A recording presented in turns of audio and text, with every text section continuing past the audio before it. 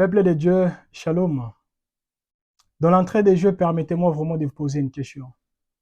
Avez-vous déjà eu le temps de méditer sur les héros de la foi, en commençant par les premiers livres de la Bible jusqu'au dernier livre de la Bible? Si tel est le cas, selon vous, c'était quoi vraiment leur secret? Leur secret s'est caché en quoi?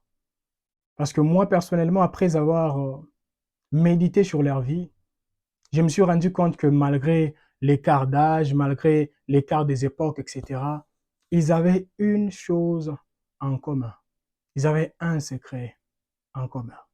Et ce secret se trouve dans Zacharie chapitre 4, le 6e verset, qui nous dit, « Ce n'est ni par la puissance, ni par la force, mais par mon esprit. » C'est le Saint-Esprit qui les avait distingués des autres. Parce que quand nous regardons l'image ou l'histoire de la personne qu'on appelle Samson, Samson pouvait dire, si on me coiffait seulement, je serais comme toute autre personne. Et là, nous comprenons que Samson savait que sa force s'est cachée dans les cheveux, mais ce n'est pas seulement les cheveux, mais la personne qui était derrière les cheveux, qui était le Saint-Esprit. Et quand nous regardons la vie de Moïse, humainement parlant, nous savons que c'était impossible de délivrer toute une nation, pas une personne, toute une nation, devant la personne qu'on appelle, c'est qui encore? Pharaon, sans armes, sans quoi, mais seulement avec le Saint-Esprit. Et là, nous comprenons que, bien-aimés dans le Seigneur, ce n'est pas ce qui vous manque qui vous empêcheront d'accéder à votre destinée. Mais si et seulement si vous avez le Saint-Esprit avec vous, vous ferez des exploits. Nous regardons Moïse a séparé la mer Rouge en deux. Humainement parlant, nous savons que c'était impossible. Nous voyons que par la grâce de Dieu, Dieu a pourvu aux besoins des enfants d'Israël pendant 40 ans dans les déserts. Humainement parlant, nous savons que c'était impossible. Nous voyons les enfants d'Israël, ils ont combattu dans les déserts, ils ont été plus que vainqueurs, mais quand nous regardons derrière leur victoire, il y avait le Saint-Esprit qui les accompagnait. Et pour ceux qui étaient avec nous hier, je nous avais dit de méditer sur, plutôt que nous partagerons avec vous concernant la méditation. Et nous méditerons sur quoi? Parce que méditer signifie quoi? Méditer signifie se plonger totalement et profondément sur un sujet. Et moi et vous, nous nous plongerons sur le Saint-Esprit, les grands stratèges. Pourquoi je l'appelle les grands stratèges? Parce que quand nous regardons l'histoire de la personne qu'on appelle Joseph, Joseph a dit dans Genèse chapitre 50, le 20e verset, que vous avez médité de me faire du mal, mais Dieu l'a changé en bien. Ça veut dire qu'il y a des hommes et des femmes qui peuvent également avoir des projets maléfiques nous concernant, mais nous avons les grands stratèges qui ont vraiment aussi des bons projets et des belles stratégies nous concernant en disant, malgré ils ont menti ça, ils ont dit ça, moi je sais, je te tiendrai, je t'amènerai et je te ferai sortir de ces lieux où ils t'ont placé. Nous voulons abandonner ce moment entre les mains de Dieu. Prions-nous de Jésus. Les grands stratèges. Seigneur, j'abandonne ce moment entre tes saintes mains, ce moment de partage, ce moment de prière. Te demandons, Éternel, que tu puisses encore nous parler, nous inspirer et nous révéler les choses cachées, les choses que nous ignorons. C'est au nom de Jésus que nous avons ici prié, nous disons Amen. Peuple de Dieu, nous allons lire notre premier verset. Et là, nous allons comprendre quelque chose. Qu'on lise 2 versets directement et puis je vais expliquer. Nous sommes dans Job chapitre 32, le 8e verset, qui nous dit la parole de Dieu. Mais en réalité, dans l'homme, c'est l'esprit. Les souffles du Tout-Puissant qui donne l'intelligence. Amen. Donc nous comprenons qu'aussi, c'est en réalité dans l'homme, c'est l'esprit. Pourquoi voulez-vous vivre sans l'appui du Saint-Esprit? Parce que notre esprit a besoin du Saint-Esprit afin d'être plus que vainqueur par la grâce de Dieu. Alors, comme je le disais, je parlais du Saint-Esprit en disant que le Saint-Esprit, c'est un grand stratège.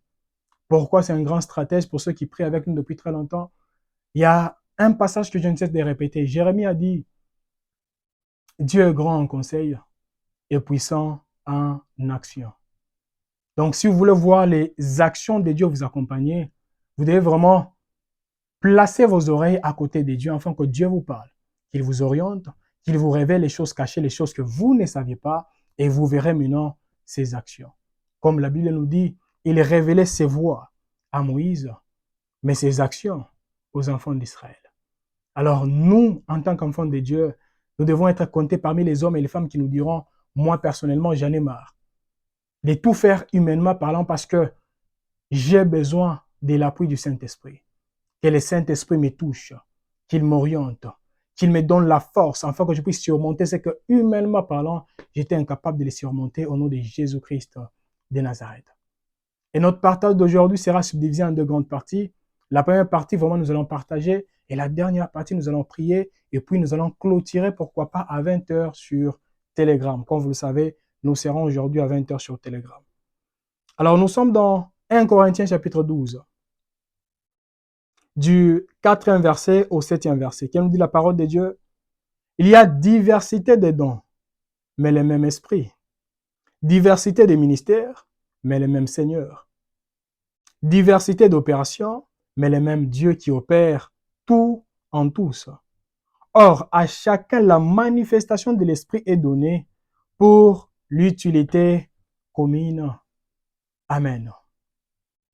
Bien-aimé, j'avais posté quelque chose il y a plusieurs années en arrière, peut-être 3 ans ou 4 ans, je ne me rappelle pas très bien. J'avais dit ceci. Le Dieu d'Israël est un, mais il agit rarement de la même manière. Et j'avais souligné en disant, si Dieu t'a béni, ne sois pas jaloux d'autres personnes parce que il peut bénir tel dans telle manière et il peut lui-même se décider en disant que lui, là, la bénédiction que je veux manifester dans sa vie ne passera pas au travers des hommes, au travers des femmes, mais j'attirerai quelqu'un de trop loin afin de bénir mon fils que j'ai établi ou ma fille que j'ai établie dans telle ville et dans telle nation. Alors si nous avons cette révélation, nous ne serons pas vraiment envieux.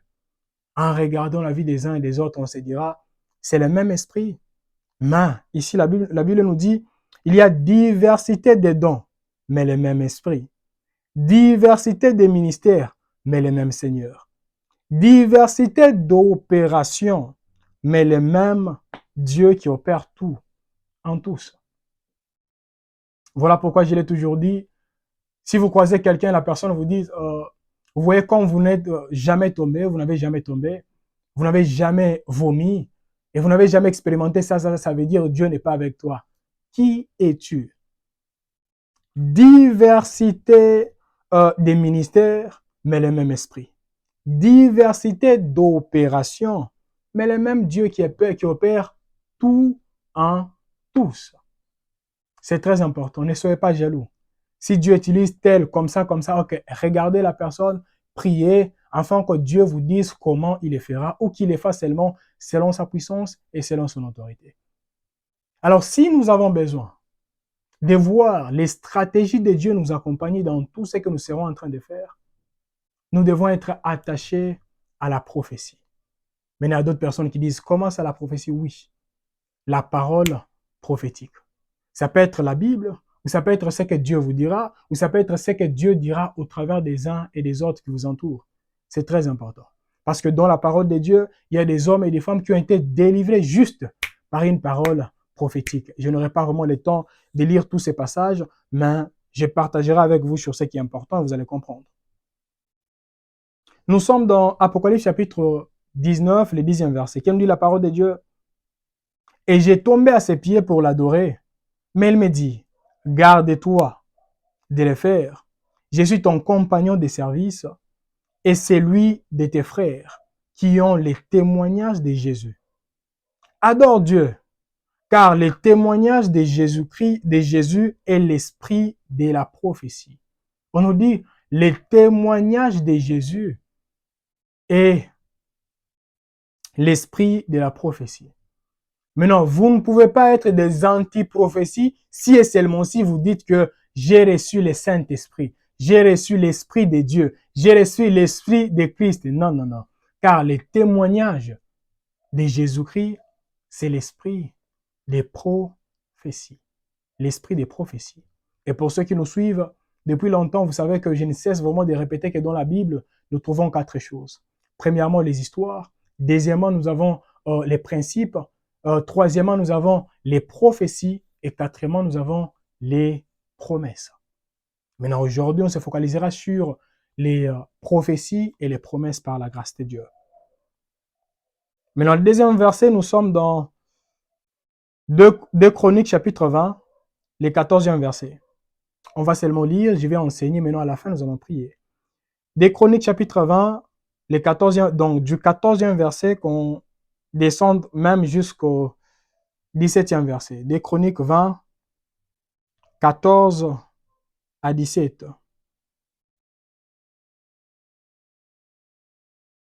Je vais lire au nom de Jésus. Alors l'Esprit de l'Éternel saisit au milieu de l'assemblée Jacaziel, fils de Zacharie, fils de Banadja, fils de Jaël, fils de Matania, lévite, d'entre les fils d'Azaph. Et Jacaziel dit, soyez attentifs, tout Juda et habitants de Jérusalem. Et toi, roi Josaphat, ainsi vous parle l'Éternel. Ne craignez point et ne vous effrayez point devant cette multitude nombreuse. Car ce ne sera pas vous qui combattrez, ce sera Dieu. Demain, descendez contre eux. Ils vont monter par la colline des Sites. Et vous les trouverez à l'extrémité de la vallée, en face du désert de Jéruel. Le 17e verset, vous n'aurez point à combattre en cette affaire. Présentez-vous, tenez-vous là, et vous verrez la délivrance que l'Éternel vous accordera. Juda et Jérusalem, ne craignez point et ne soyez point, je vais répéter, Juda et Jérusalem, ne craignez point et ne vous effrayez point. Ouais. Demain, sortez à leur rencontre et l'Éternel sera avec vous. Amen. Pour ceux qui n'ont jamais eu le temps vraiment de lire ces chapitres, je vous conseillerais de lire ces chapitres. Vous allez comprendre maintenant la profondeur de ces passages. Les rois Josaphat avait peur parce qu'il a vu vraiment, il y avait une multitude de personnes qui sont élevées contre lui. Maintenant, il a dit, non, nous devons prier. Maintenant, quand il priait, la Bible nous dit, une personne s'est élevée, la personne a dit, Dieu a dit, ne vous effrayez pas. Car ça ne sera pas votre combat, ça sera mon combat. Alors, il y a d'autres personnes, vous priez, vous gênez, peut-être vous cherchez je ne sais pas quoi, mais Dieu vous dit, ne vous effrayez pas. Vous n'aurez pas à combattre dans cette affaire. Maintenant, en descendant, ce qui m'a plu, c'est quoi? Dieu a même dit, il a donné les stratégies en disant, ils viendront par là, vous montez seulement, tenez-vous là, et vous verrez. Et quand nous lisons même l'histoire de Moïse, nous verrons que Dieu savait même où Pharaon allait se placer. Parce qu'il avait dit, demain, il sera non loin de la mer Rouge, ou non loin de telle place. Va là-bas, dis-lui ça et ça. Et nous comprenons quoi, bien-aimé dans le Seigneur, que la prophétie est parmi les stratégies que Dieu utilise pour nous délivrer de toutes les planifications de l'ennemi. Maintenant, si vous-même vous dites non, moi personnellement, je ne rêve plus, moi personnellement, je n'ai même plus besoin des rêves ou des visions parce que il y a d'autres personnes qui attendent seulement la prophétie, c'est quand la personne est en train de prier, dit, quand j'ai prié, j'ai vu. Non, il y a également des rêves prophétiques. Alors, en tant qu'enfant de Dieu, nous devons honorer également cela, la prophétie. Et nous devons nous attacher vraiment aux dons. En disant, Seigneur, j'ai besoin que les dons des prophéties puissent également m'accompagner. Je ne sais pas comment est-ce que tu le manifesteras dans ma vie. Ça peut être au travers des rêves, ça peut être au travers des visions ouvertes ou fermées, je ne sais pas comment, mais j'ai besoin que je sois également une personne prophétique, car toi-même tu l'as promis. Dans Joël chapitre 2, le verset 28, que tu répandras ton esprit sur nous et toutes les races éternelles te recevront. Et nous prophétiserons, il y aura ceux qui verront des visions, etc., etc. Ça veut dire toute une génération sera une génération prophétique. Seigneur, j'aimerais devenir un homme prophétique.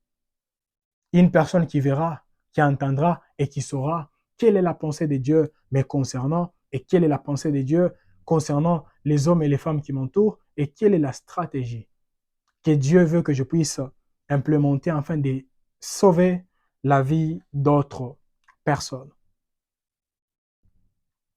Alors, je parlais de quoi? Je parlais de la prophétie. Et comme je l'ai dit, il est grand temps qu'il y ait des hommes et des femmes, les personnes qui doutaient. Non, moi je ne veux pas vraiment qu'on puisse me prophétiser parce que plusieurs personnes qui m'ont prophétisé, il y a eu des escrocs, etc. Bien aimé. Ce n'est pas parce que tu as croisé un escroc que toutes les personnes qui t'entourent sont des escrocs.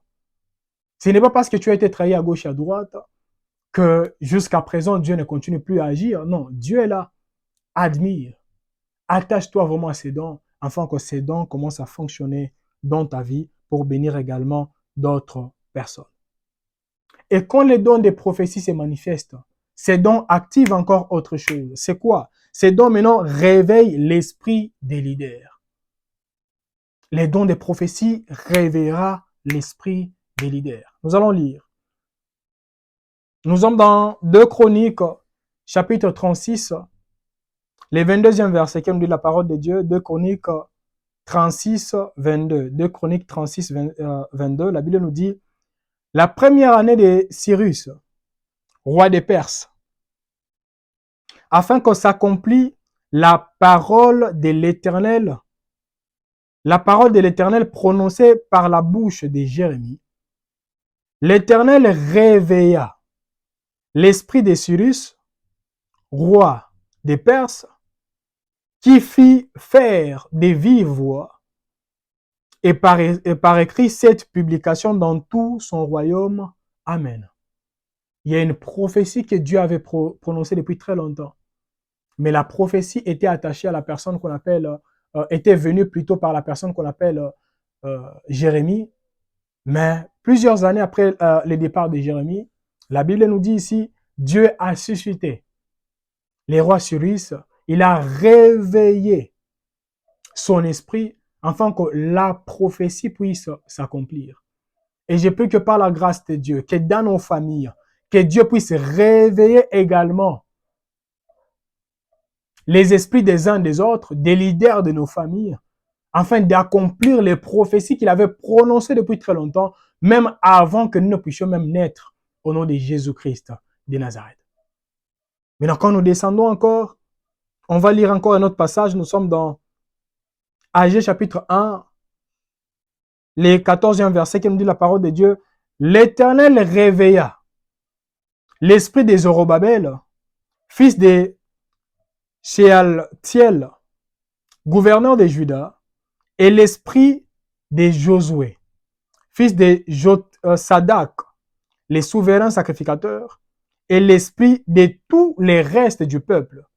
Ils vinrent et ils se mirent à l'œuvre dans la maison de l'Éternel, des armées leur Dieu. Amen. On nous dit, l'esprit de l'Éternel réveilla l'esprit de ces deux personnes, l'esprit de Jérobabel et l'esprit de Josué. Et l'esprit de, pourquoi pas, du peuple qui allait travailler ensemble avec ces deux leaders pour accomplir la mission de Dieu. Et c'est ce que nous ferons aujourd'hui, qu'elle soit là actuellement, qu'elle soit sur Telegram. Nous allons prier enfin que les paroles que Dieu avait prononcées depuis très longtemps puissent réveiller maintenant les esprits des leaders dans nos familles, les esprits des leaders dans nos maisons, afin qu'il y ait des hommes et des femmes qui s'élèveront pour qu'ensemble nous puissions travailler pour manifester la gloire de Dieu dans nos familles et dans notre entourage, dans nos nations, au nom de Jésus-Christ de Nazareth. Et le dernier verset que nous voulons lire concernant les réveils, quand l'esprit vraiment veut agir et se manifester, nous sommes dans Esdras chapitre 1, le 5e verset. Esdras 1, 5. La Bible nous dit, les chefs de la famille de Juda et de Benjamin, les sacrificateurs et les Lévites, tous ceux dont Dieu réveilla l'esprit, s'élevèrent pour aller bâtir la maison de l'Éternel à Jérusalem. Amen. Tous ceux que l'Éternel réveilla l'esprit s'élevèrent et bâtir. Nous voyons, on nous parle maintenant du réveil, on nous parle également de la construction. Et j'ai pris que parmi nous, s'il y avait des hommes et des femmes qui dormaient, que Dieu puisse nous réveiller, afin que nous soyons comptés parmi les hommes et les femmes qui bâtiront une nouvelle chose, qui commenceront une nouvelle histoire au nom de Jésus-Christ de Nazareth. Alors, il y a d'autres personnes qui sont là. Et ces hommes et ces femmes disent, moi personnellement, on ne cesse de me répéter la même chose. On a dit, Dieu avait dit ça à mon père, il avait dit ça à ma mère, il avait dit ça à ceci et cela. Partout là où nous allons, on ne cesse vraiment de répéter la même prophétie concernant notre famille, mais jusqu'à présent, rien ne change. On a déjà eu le temps de prier, on a déjà eu le temps de gêner, on a déjà eu le temps de tout faire, mais jusqu'à présent, rien ne change. Je vous demanderai vraiment de prendre ces passages et de l'adopter comme moi également, je l'ai déjà adopté. Nous sommes dans Ésaïe. Ésaïe chapitre 34, le 16e verset, qui nous dit la parole de Dieu, consultez les livres de l'Éternel et lisez. Aucun d'eux ne fera défaut, ni l'un ni l'autre ne manqueront, car sa bouche l'a ordonné. C'est son esprit qui les rassemblera. Amen. Bien-aimé dans le Seigneur, est-ce qu'il y a quelqu'un également à la maison quand nous serons en train de prier que la personne puisse se dire, Seigneur, toi-même tu as dit, aucun d'eux ne manquera. Ça veut dire, il y a des choses, si tu les as déjà prononcées, elles ne peuvent que s'accomplir car la bouche de Dieu a parlé. Et j'ai besoin que ce que tu as dit à mon père, ce que tu as dit à mon grand-père, ce que tu as dit même avant que je ne naisse, ce que tu as déjà écrit dans les livres de vie, commence à se laisser voir dans ma famille et dans mon entourage, au nom de Jésus-Christ de Nazareth. Et le deuxième verset que j'ai besoin vraiment que nous puissions adopter ces passages, nous sommes dans Genèse chapitre 21, les premiers versets. Genèse 21, les premiers versets. La Bible nous dit, l'Éternel se souvint. L'Éternel se souvint de ce qu'il avait dit à Sarah. Et l'Éternel accomplit pour Sarah ce qu'il avait promis. Amen. Mais si nous lisons en anglais, vraiment, ça nous fait du bien parce qu'on nous dit, l'Éternel se souvint de ce qu'il avait dit à Sarah et l'Éternel accomplit pour Sarah ce qu'il avait promis. Amen. Bien aimé, il y a des promesses globales. Peut-être Dieu avait dit à toute une nation, il y a également des promesses personnelles. Et j'ai pris par la grâce de Dieu que ce que Dieu avait dit vous concernant puisse vous arriver, vous et vous seuls, au nom de Jésus-Christ de Nazareth.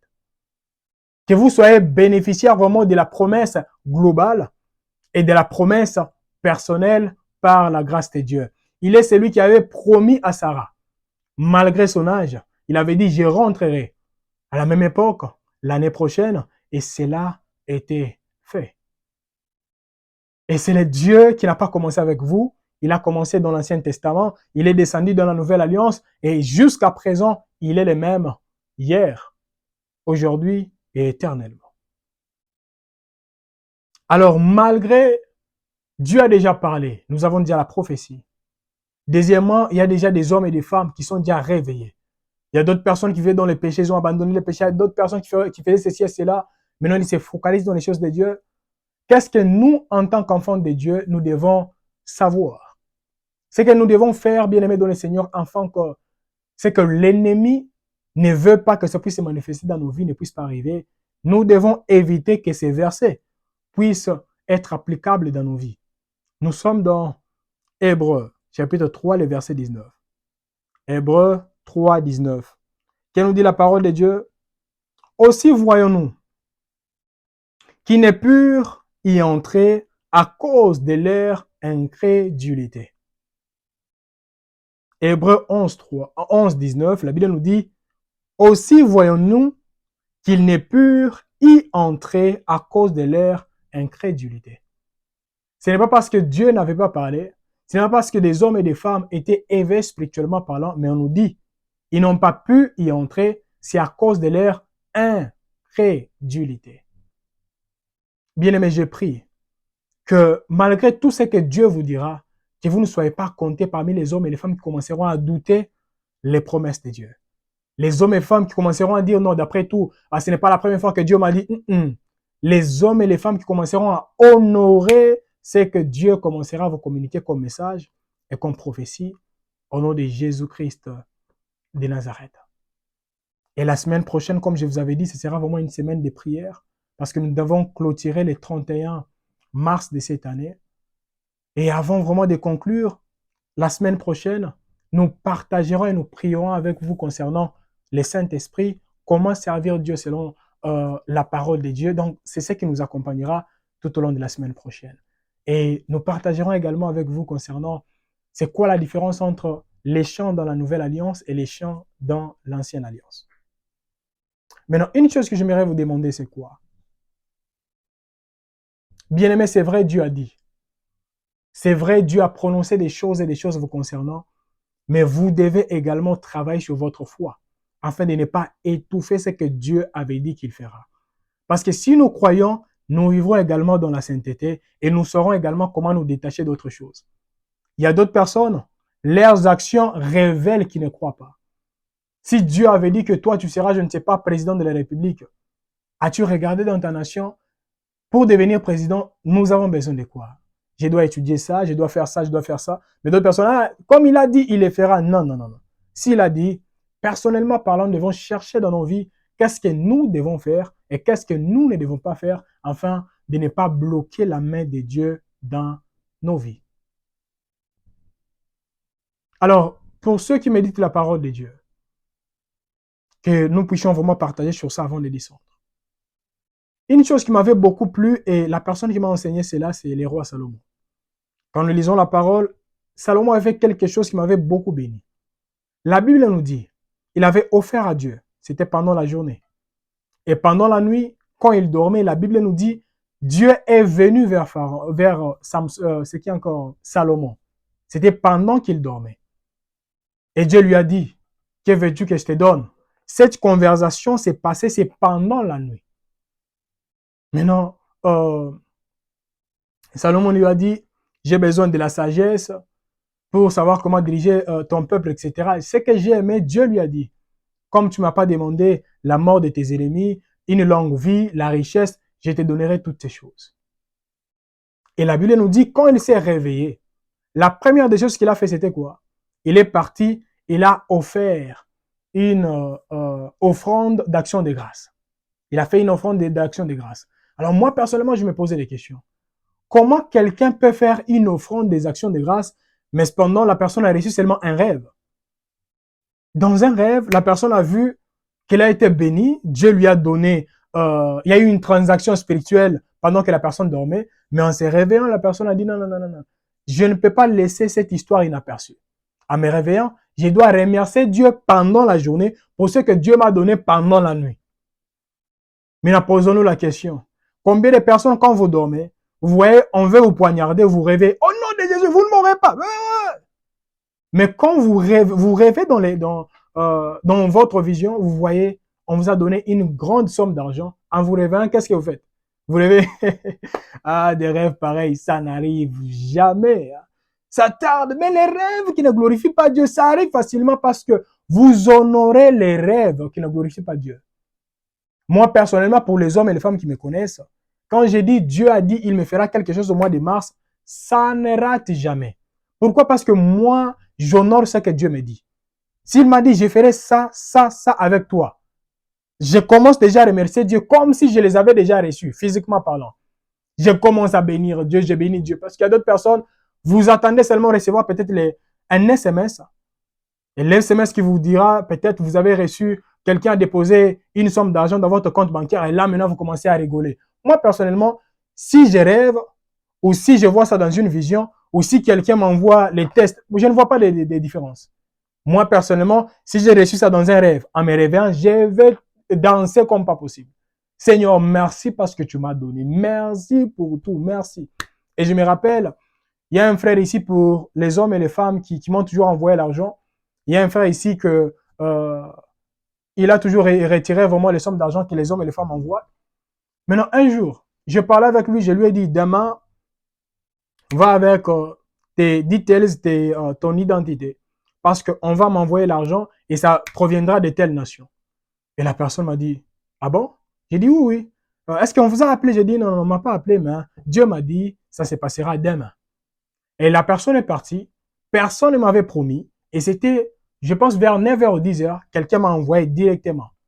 Capture d'écran, j'ai envoyé à ça, vraiment action de grâce. Directement, j'ai pris la capture d'écran, je lui ai envoyé. Et quand la personne est rentrée, ah, vous saviez? J'ai dit non, je ne le savais pas. Maintenant, comment, qu'est-ce qui s'est passé? J'ai dit non, Dieu m'a dit qu'il le fera. Alors moi, je crois. Moi, quand Dieu me dit demain, ce n'est pas après 3 mois, 4 mois, c'est demain. Alors, tout ça, c'est quoi? Plus j'honore ce que Dieu m'a dit et ce que Dieu me dit, et plus je suis en train de vivre, c'est là. Bien-aimés dans le Seigneur, ne négligeons pas nos visions, ne négligeons pas ce que Dieu est en train de nous dire. Parce qu'il y a d'autres personnes, c'est ça votre problème. Vous négligez trop ce que Dieu vous dit. Si Dieu a dit, il fera ça avec tel, vous croyez. Mais si Dieu a dit, il fera ça avec toi, mais vous ne vous focalisez pas sur vous, afin de vous dire qu'est-ce que vous devez faire et qu'est-ce que vous ne devez pas faire. C'était vraiment une parenthèse. Alors, une autre chose. Après avoir reçu une prophétie, la deuxième des choses, c'est quoi? Il faut ranimer vraiment, réveiller l'esprit des vaillants. Après avoir réveillé l'esprit des vaillants, la troisième des choses qu'ils devront faire, c'est quoi? Honorer les paroles prophétiques. Après avoir honoré les paroles prophétiques, quatrièmement, maintenant, nous devons entrer dans l'opération dénombrement. L'opération dénombrement. Et comme je vous avais dit, les 5 premiers livres de la Bible, nous avons Genèse, Exode, Lévitique, Nombre. Et je vous avais dit que Nombre, c'est le dénombrement. Nous, en tant qu'enfants de Dieu, nous devons arriver dans l'étape de Nombre. Ça veut dire, on regarde nos vies, on se dit, à partir de maintenant, je dois me séparer avec tel, et je dois également me séparer avec tel, pour honorer la grandeur de Dieu. Il y a des séparations que Dieu nous impose. Il y a également des séparations que Dieu nous propose. J'aimerais répéter. Quand je parle des séparations que Dieu nous impose, ça veut dire lui-même, il créera une incompréhension entre vous deux. Vous allez vous séparer. Mais il y a également des séparations que Dieu nous propose. Il nous dit, tu veux aller loin, abandonne telle personne. C'est très important. Et nous allons lire dans les livres des Juges, chapitre 7, du 2e verset au 7e verset. Juges 7, 2 à 7. Nous allons lire au nom de Jésus. L'Éternel dit à Gédéon, les peuples que tu as avec toi est trop nombreux pour que je livre Madian entre ses mains. Il pourra en tirer gloire contre moi et dire, c'est ma main qui m'a délivré. Publie donc ceci aux oreilles du peuple, que celui qui est craintif et qui a peur s'en retourne et s'éloigne de la montagne de Galade. 22 000 hommes parmi les peuples s'en retournèrent et il en resta 10 000. Donc, ils étaient au nombre de 32 000. Mais Dieu a dit, la première des choses que tu dois faire, c'est quoi? Dis seulement que la personne qui est peureuse, la personne qui a peur, puisse se retirer. Et la Bible nous dit, 22 000 personnes sont parties. Donc, nous comprenons que la première catégorie que Dieu est en train de nous pousser vraiment, de nous détacher avec ces hommes et ces femmes, c'est qui? C'est quelle catégorie? C'est la catégorie des craintifs. Des hommes et des femmes qui ont tellement peur comme pas possible. Dieu a dit, il fera ça avec toi. Tu dis à telle personne, Dieu m'a dit ça. Ah, vraiment, avec l'économie actuelle. Bon, peut-être dans 10 ans, dans 20 ans, mais avec l'économie actuelle, il y a un sérieux... Ces hommes et ces femmes, vraiment, commencez vraiment à vous retirer petit à petit. Ne les bloquez pas, mais retirez-vous petit à petit. Attachez-vous aux hommes et aux femmes qui ont la même foi que vous et qui ont la même endurance que vous. Et on nous dit, le 4e verset, l'Éternel dit à Gédéon, les peuples est encore trop nombreux. Donc, les 10 000 étaient encore nombreux. Fais-les descendre vers l'eau, et là, je t'en ferai les triages. Celui dont je te dirai que celui-ci aille avec toi, ira avec toi. Et celui-ci dont je te dirai que celui-ci n'aille pas avec toi, n'ira pas avec toi. le 5e verset, la Bible nous dit, Gédéon fit descendre les peuples vers l'eau. Et l'Éternel dit à Gédéon, tous ceux qui laperont plutôt l'eau avec la langue, comme lapent les chiens, tu les sépareras de tous ceux qui se mettront à genoux pour boire. Ceux qui lapèrent l'eau en la portant à la bouche avec leurs mains furent au nombre de 300 hommes, et tous les restes du peuple se mirent à genoux pour boire. L'Éternel dit à Gédéon, c'est par les 300 hommes qui ont la paix que je vous sauverai et que je livrerai Madian entre tes mains. Que tous les restes du peuple s'en aillent, chacun chez soi. Amen. Comme je l'avais dit au début, il y a une séparation que Dieu nous impose. Il y a également une séparation que Dieu nous propose. Parce qu'en descendant, Dieu lui-même, il a dit quoi? C'est lui que je te dirai qu'il aille avec toi, il ira avec toi. Et c'est lui que je te dirai qu'il n'aille pas avec toi, il n'ira pas ou n'iront pas avec toi. Alors nous également, en tant qu'enfants de Dieu, c'est vrai, nous avons des promesses, c'est vrai, nous avons des prophéties. Avez-vous également le temps de prier en disant, Seigneur, tu m'as dit des choses, mais j'ai pris. S'il te plaît, révèle-moi qui ira avec moi et qui n'ira pas avec moi. Qui doit m'assister et qui ne m'assistera pas. Et une chose que la Bible ne cesse vraiment de nous enseigner, ce n'est pas tout le monde qui doit vraiment nous assister, que ce soit financièrement parlant, émotionnellement parlant, physiquement parlant, et nous devons le comprendre. Qui doit être à nos côtés et qui ne doit pas être à nos côtés. Opération dénombrement. Opération dénombrement. Et après l'opération dénombrement, il y a maintenant la délivrance totale. Quand Dieu se décide maintenant de nous délivrer totalement. Qu'est-ce qui se passe? Nous allons lire dans Daniel chapitre 6, du 1er verset au 3e verset, qui nous dit la parole de Dieu. Darius trouva bon d'établir sur les royaumes 120 satrapes qui devaient être dans tous les royaumes. Il mit à leur tête 3 chefs, au nombre desquels était Daniel, afin que ces satrapes leur rendirent compte et que le roi souffrit aucun dommage. Daniel surpassait les chefs et les satrapes parce qu'il y avait en lui un esprit supérieur. Et le roi pensait à l'établir sur tous les royaumes. Amen. Bien aimé, ça c'est la 5e des choses, la délivrance. Quand Dieu se décide de nous délivrer, qu'est-ce qui se passe? Il dépose en nous un esprit supérieur. Et moi et vous, nous savons que l'esprit supérieur, c'est le Saint-Esprit. Et nous devons savoir comment honorer l'esprit supérieur qui vit en nous, afin que cet esprit puisse nous distinguer des uns et des autres. Et la Bible nous dit, il y avait plusieurs personnes. Mais parmi ces personnes, on a mis 3 personnes. Et parmi ces 3 personnes, lui, il avait un esprit supérieur. Et la personne qu'il a établie n'était même pas un croyant ou une croyante. Quand nous regardons même l'histoire de la personne qu'on appelle Joseph, regardons son histoire. Et nous nous rendons compte que les rois qu'il avait élevés n'étaient même pas un croyant. Parce qu'en les regardant, lui-même, il se disait, où trouverons-nous quelqu'un qui a l'intelligence et en qui on trouvera également l'esprit de Dieu? Et c'est la même chose que j'aimerais dire, bien-aimé dans le Seigneur. Il y a des choses que Dieu a déposées en vous. Et il faut que cela puisse être visible. Pas seulement parmi les croyants, même parmi les non-croyants. Qu'il y ait des hommes et des femmes qui se diront, je vois qu'en toi, il y a quelque chose de si spécial. Et quand nous regardons l'histoire de la personne qu'on appelle Jacob, la Bible nous dit, on a changé son salaire plus de 10 fois. Et tout ça, c'est quoi? Parce qu'en lui, il y avait un esprit supérieur. Et son beau-père, qui travaillait pour d'autres dieux, il pouvait se dire, ces messieurs, depuis que j'étais eu, je vois que plusieurs choses ont commencé à changer dans mes business.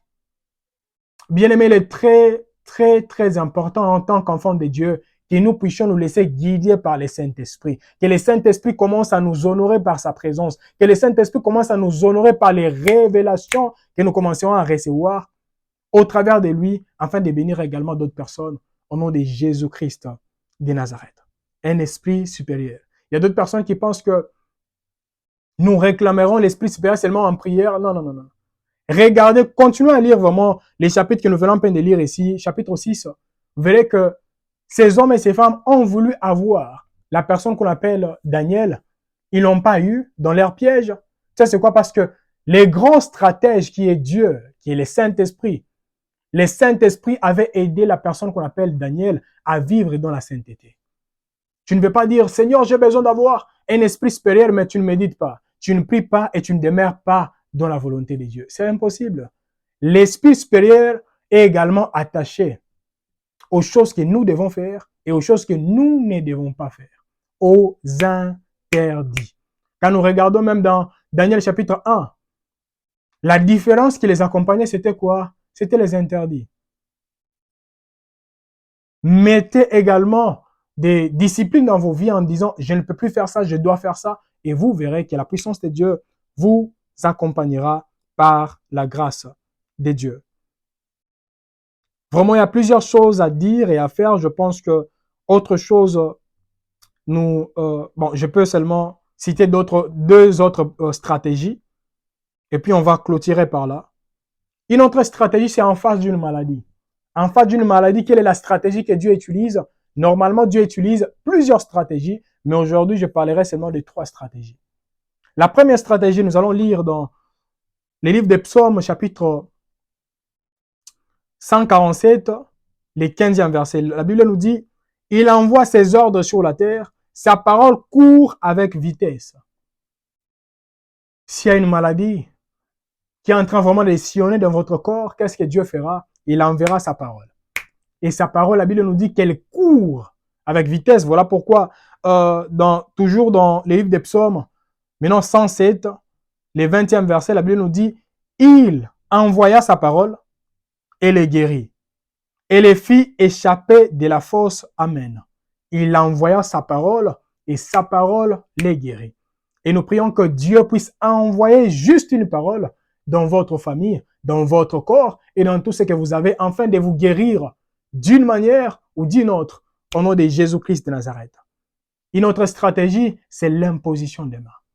Vous imposerez la main aux malades et les malades seront guéris. Une autre stratégie, c'est une révélation.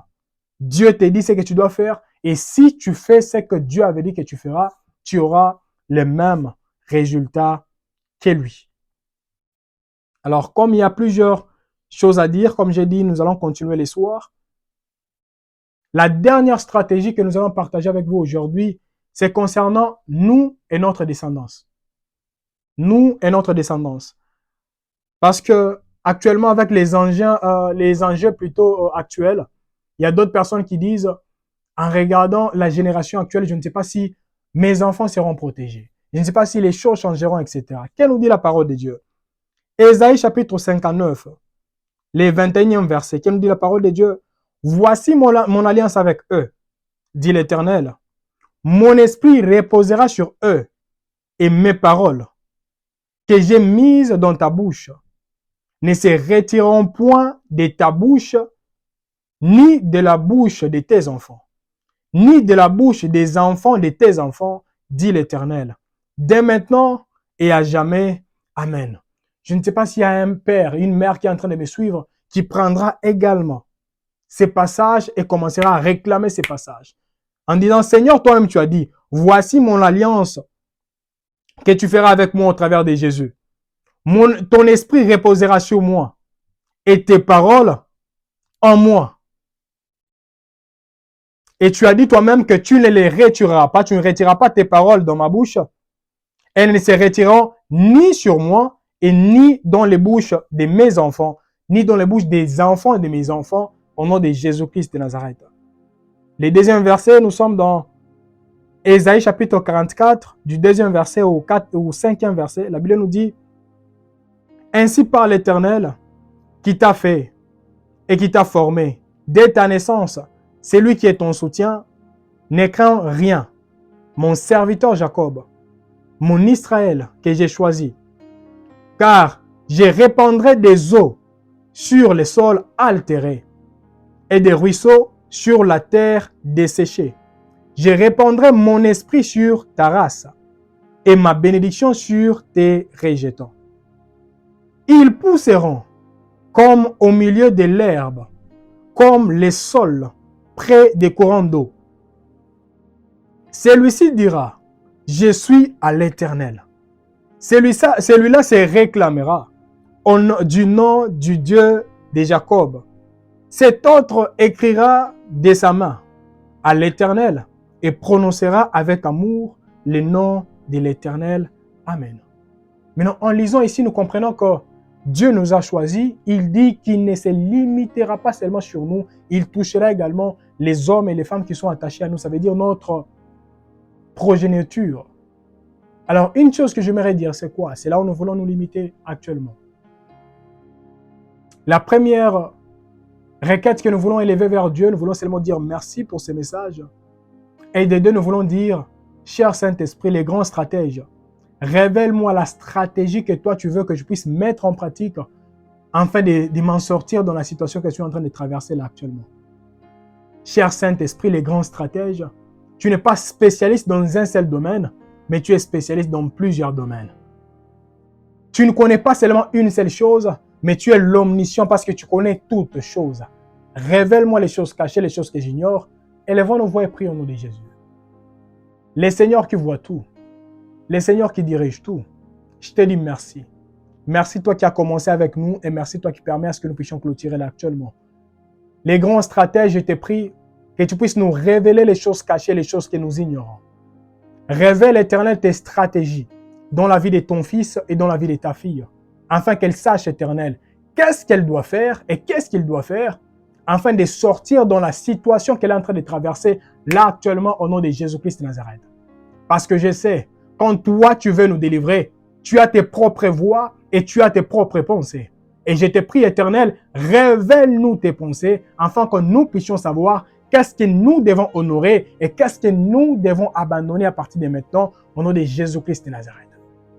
Si parmi nous, il y a des hommes et des femmes qui étouffaient ton esprit d'une manière ou d'une autre, Seigneur, je t'en supplie. Élève ta main et ta gloire éternelle parmi nous et manifeste-toi, Seigneur, afin qu'il y ait des hommes et des femmes qui verront et qui sauront comment se détacher aux choses qui ne glorifient pas ton Saint-Nom et comment s'attacher aux choses qui exalteront et qui glorifieront ton Saint-Nom au nom de Jésus-Christ de Nazareth. Seigneur, révèle-nous et parle-nous, Seigneur. Qu'elle soit par nous-mêmes, Éternel, ou au travers d'autres personnes, parle-nous et révèle-nous, Éternel, qu'est-ce que toi tu veux que nous puissions savoir au nom de Jésus-Christ de Nazareth. Amen. Bien-aimés, quand nous regardons l'histoire de Jéricho, nous voyons que Dieu a délivré la ville de Jéricho aux enfants d'Israël et c'est au travers d'une prophétie. Dieu avait dit à Josué quelle était vraiment la stratégie qu'il fallait mettre en pratique afin de délivrer les enfants d'Israël. Et c'est la même chose que j'aimerais vous dire, bien-aimés dans le Seigneur. C'est vrai, nous sommes en train de prier. Des fois, Dieu peut vous donner vraiment une stratégie qui sera, entre parenthèses, bête, qui ne sera pas vraiment bonne selon vous. Mais pratiquez-la, mettez vraiment cette stratégie en pratique.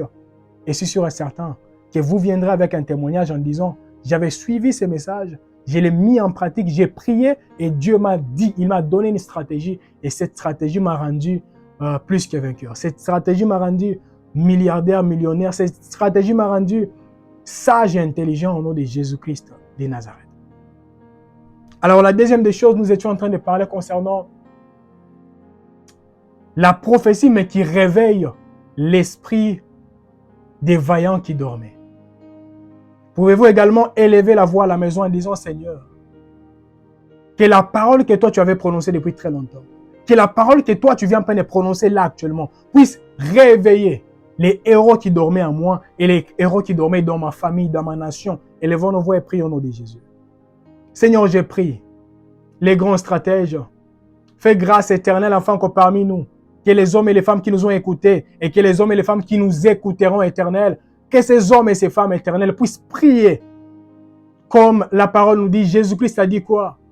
Jésus-Christ a dit, priez pour que le Père de la moisson puisse envoyer les moissonneurs dans sa moisson.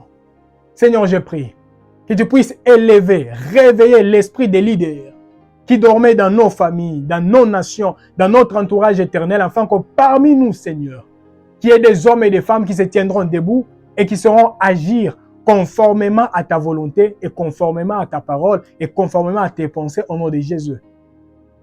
Je prie, Éternel, que tu puisses éveiller, réveiller, Éternel, l'esprit des uns des autres, afin que parmi nous, Seigneur, que les hommes et les femmes qui étaient négligents, aujourd'hui la personne prie, demain la personne abandonne les choses de Dieu, etc. Seigneur, les hommes et les femmes qui ne voulaient pas mettre en pratique ce que toi tu avais dit depuis très longtemps, je t'en supplie. Fais-nous grâce éternelle afin que nous ne soyons plus négligents, mais que nous soyons éternels, saisis par ton esprit et que nous puissions travailler pour la construction de ton œuvre. Au nom de Jésus-Christ de Nazareth. Bien-aimé, la dernière requête que nous voulons lancer là actuellement, nous voulons seulement dire, Seigneur, je refuse d'être compté parmi les hommes et les femmes qui seront négligents.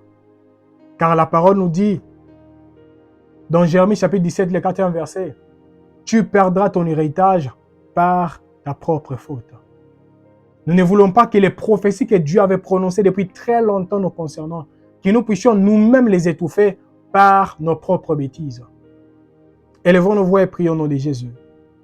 Seigneur, je refuse que je sois moi-même, éternel, l'acteur principal qui étouffera ce que toi tu avais dit que tu feras avec moi et tu feras au travers de moi. Voilà pourquoi je suis en train de prier avec ton fils et avec ta fille, demandant que ta main soit sur nous, Seigneur, afin que parmi nous, qu'il n'y ait pas des hommes et des femmes qui travailleront, éternel, pour donner l'accès au diable, que l'ennemi vienne les attaquer et les déstabiliser au nom de Jésus-Christ de Nazareth. Seigneur, je prie que ta main soit sur nous, Seigneur, comme tous les héros de la foi éternelle, nous voulons nous focaliser sur ceux qui ont bien commencé et qui ont bien fini. Et je te prie, Seigneur, comme Jésus a bien commencé, bien fini, éternel, je te prie. Fais-nous grâce éternelle, comme c'est l'esprit des prophéties, c'est l'esprit de Christ qui vit en nous, que nous également nous puissions très bien commencer et bien finir. Comme l'apôtre Paul a bien commencé, il a bien fini. Je te prie, Seigneur, parce qu'à la fin de son combat, il a dit, j'ai combattu le bon combat, j'ai achevé ma course, désormais la coupe m'est réservée. Seigneur, je prie que nous également nous puissions combattre le bon combat et achever nos courses, afin que la récompense que toi tu avais dit que nous recevons éternelle, que chacun d'entre nous puisse les recevoir, afin d'exalter et de bénir ton Saint au nom de Jésus-Christ de Nazareth. Seigneur, fais-nous grâce. Fais-nous grâce au nom de Jésus-Christ de Nazareth. Et glorifie-toi dans nos vies, afin que l'honneur et la gloire te soient rendus. Au nom de Jésus-Christ de Nazareth. Seigneur, je prie. Et j'abandonne, éternel, la suite de la journée d'aujourd'hui entre tes mains. J'abandonne, éternel, tout ce que nous aurons à faire tout au long de cette année entre tes mains. Te demandons, Seigneur, que ta main soit sur nous, afin que par ta grâce, que Zacharie chapitre 4, le verset 6 se laisse voir dans nos vies, Seigneur. Que ce ne soit pas par notre propre force, par notre intelligence, par notre sagesse, par je ne sais pas quoi, mais que ce soit par ton esprit. Que les hommes et les femmes qui ne voyaient pas, éternel, les amis, ton esprit, qu'ils commencent à voir. Comme c'était le cas de Jacob, les hommes et les femmes qui le voyaient également l'esprit. Comme c'était le cas éternel des armées d'Élysée, les serviteurs éternels d'Élie pouvaient voir l'esprit d'Éric qui s'était reposé éternel sur la personne d'Élysée. Seigneur, nous avons tellement parlé en désordre, mais actuellement nous avons besoin que ce que toi tu as déjà déposé en nous, et ce que toi tu déposeras en nous au travers de ton esprit, les consolateurs par excellence, les grands stratèges, Seigneur, que ton esprit dépose en nous des stratégies qu'on ne pouvait jamais au grand jamais nous imaginer. Si quelqu'un est en train de souffrir d'une maladie incurable, accorde à cet homme et à cette femme éternelle la guérison divine en lui révélant les stratégies que la personne doit mettre en pratique afin d'être totalement délivré de cette maladie au nom de Jésus. Accorde éternel aux uns aux autres. La personne qui traverse éternel une sécheresse continue. Et je prie Seigneur que tu illumine les yeux de cette femme et les yeux de cet homme, afin que par ta grâce, que cette sécheresse cède de la place éternelle des armées à l'abondance, au nom de Jésus-Christ de Nazareth. Seigneur, toi qui avais dit que tu frayeras les chemins éternels dans les déserts, j'ai pris dans la vie de ton fils et dans la vie de ta fille, fraye les chemins éternels, afin que là où il n'y avait pas de chemin, que les hommes et les femmes puissent dire, là, ce n'est que le Saint-Esprit. Parce que humainement parlant, aucun homme et aucune personne ne pouvait faire ça. Seigneur, j'ai pris que ta main soit sur nous et que ta main se laisse voir avec puissance et avec autorité. Au nom de Jésus-Christ de Nazareth, nous avons ici prié, nous disons Amen. Que le Seigneur vous bénisse et vous garde. Et rendez-vous ce soir. Et je vous demanderai vraiment d'être là à partir de 20h parce que nous prierons avec vous et nous manifesterons la gloire et la grandeur de Dieu. Et j'aimerais nous dire ceci, bien-aimés dans le Seigneur. Peut-être vous êtes tellement combattus, spirituellement parlant, émotionnellement parlant, physiquement parlant. J'aimerais vous dire ceci. Vous êtes combattus, mais vous ne serez jamais vaincus. Vous savez pourquoi? Parce que la sémence qui est en vous, c'est une sémence qui ne pourra jamais pourrir. C'est une sémence qui ne cessera jamais de se régénérer. Parce que Christ est le même hier, aujourd'hui et éternellement. Que l'Éternel vous bénisse et vous garde. Shalom.